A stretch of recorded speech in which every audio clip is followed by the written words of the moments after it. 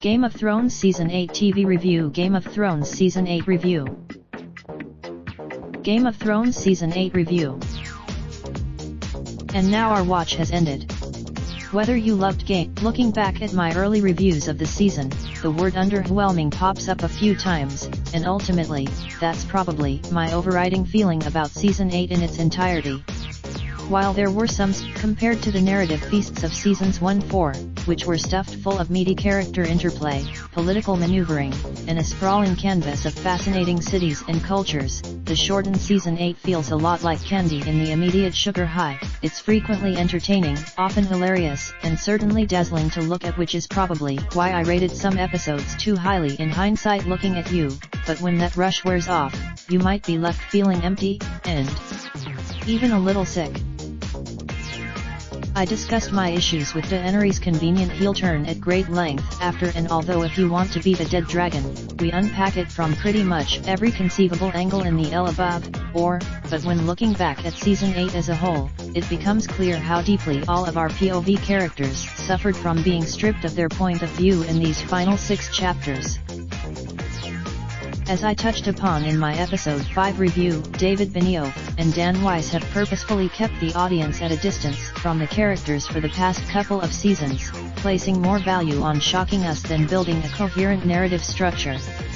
Part of that could be, but even if they didn't have Martin's blueprint to follow, Benioff and Weiss have still been in these characters' heads for the past 73 episodes, so it's hard to buy that they simply forgot how to believably explain our protagonists' motives and inner turmoil, even though it often felt that way when we were watching Jon fumble every opportunity to have an honest conversation with Dany or act strategically against the Night King, and seeing Tyrion make mistake after mistake in his schemes against Cersei, despite having been keenly aware of his sister's vindictive and destructive streak all of his life.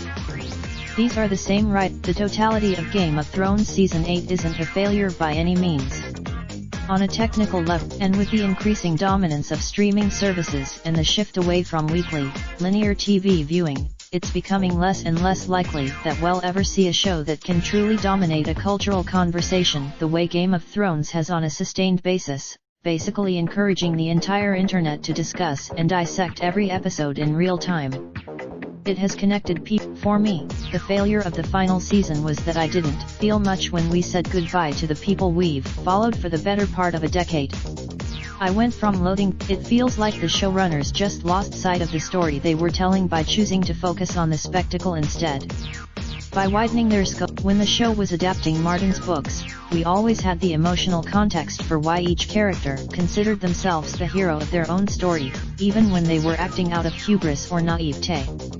But Game of Thrones, by cutting away from pivotal scenes that would shed some light on how our characters were feeling about each new twist, like Arya and Sansa's reaction to Jon's identity, the show was theoretically trying to avoid repetition, without realizing that the most interesting part of a secret revealed isn't the secret itself, but the impact it has on those who hear it. Instead of allowing many characters reference pivotal conversations the audience never had the benefit of seeing, with the expectation that we would be able to connect the dots of character motivations without the show doing the heavy lifting of drawing them. Those continuity. It's telling that when she expressed a desire for more scenes between Daenerys and Missandei, and scenes between Dany and Cersei. It's staggering to Daenerys' trajectory was likely intended to be tragic, but she wasn't even permitted a final word, barely even a realization of Jon's ultimate betrayal. It was dying in the arms of a man who loved her in spite of her darkest impulses, who wasn't willing to let the world burn, but still chose to leave it with her, rather than face the prospect of living in it without her. Both women were but that narrative shortcutting is indicative of a larger issue, that Benioff and Weiss didn't seem all that interested in the actual mythology of this world, despite having leaned so heavily into it for multiple seasons, to the point where viewers can be forgiven for feeling, and by extension, the power to warg, the mysteries surrounding Azor Ahai, and Arya's forgotten face-stealing skills. Battles and explosions are fine, but they only have stakes for the audience if we're invested in the people on the ground and believe that they're truly in peril. Yes, Although it previously seemed as though Bran had knowledge of the past and occasional insight into the present as the Three-Eyed Raven, in the finale, he basically admitted that he could see the future by telling Tyrion, "Why do you think I came all this way?" when asked if he wanted to be king.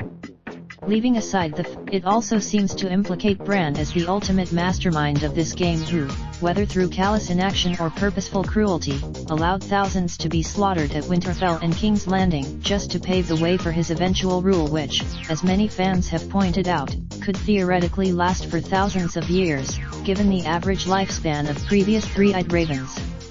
That's not so much. It would've been a far stronger message if the series hadn't chickened out on Sam's suggestion of democracy in favor of an oligarchy, since there's no guarantee that the next generation of lords and ladies doing the picking won't be every bit as corruptible, mercenary, and self-serving as the likes of Joffrey or Euron. Despite the horrors, by refusing to ever explain the extent of Bran's abilities, Benioff and Weiss turned him into the ultimate deus ex machina. Nothing about his and considering all the strife and paranoia it caused, and all the years of build-up, ultimately meant nothing. If the majority of the adapted material always faces the hurdle of expectation versus reality, and perhaps have always given the show too much credit. While we want to believe, like Westworld and Lost before it, we want to believe that Game of Thrones is as clever as it thinks it is, but for those of us who love to theorize about the stories we love, the collective cultural consciousness will inevitably come up with ideas far more creative and satisfying than one author or two showrunners, because we're overanalyzing every conceivable angle rather than simply trying to tell a tale.